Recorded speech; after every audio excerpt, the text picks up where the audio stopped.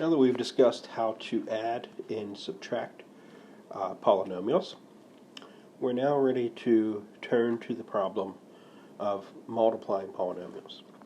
The key idea for multiplying is something we've used many times, and that's our distributive property. Remember, that says if you have a multiplication times an addition or a subtraction, we can distribute that through by taking the thing on the outside, times each of those things. Now, we've used the distributive property previously.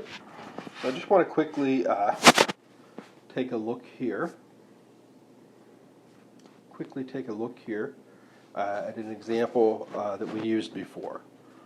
Here we have 12 times 2x minus 5. Okay, and so remember, we're going to take and distribute the 12 on the outside times each thing on the inside.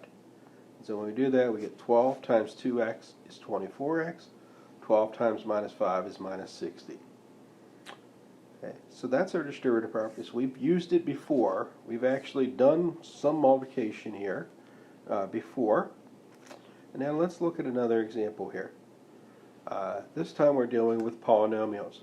The same idea is going to happen though. We're going to distribute, taking each thing on the outside, the 3x squared times the 2x and times the minus 5. So I'm going to write that down just for a little bit more clarity here. This time, normally I'd just go ahead and do the multiplication, but just so you can see, 3x squared times the 2x and then minus 3x squared times the 5. And then we continue here and we multiply. Now remember, when we multiply 3x squared times 2x, we're just using our multiplication property for exponents. So we're going to multiply our numbers, and then when we multiply our variables, we're going to add the exponents. So 3 times 2 would be 6x to the third. X squared times x would be x cubed.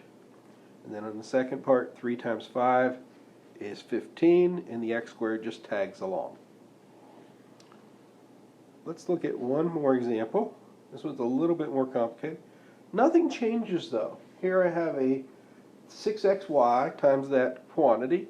Happens to be 3 things in that quantity, but it doesn't matter. We're still going to take the 6xy times each of those 3 things. And so we would come first, 6xy times 5x squared, so we would multiply the 6 and the 5, and that would give us 30. X and x squared would be x to the third, and there's nothing for the y to join with, so he just tags along. Then we move to the next piece. 6 times 3, 18. X times x would be x squared, y times y would be y squared. And then finally, 6 times 4 is 24. There is no x, so we just let it tag along. And then y times y squared would be y to the third power.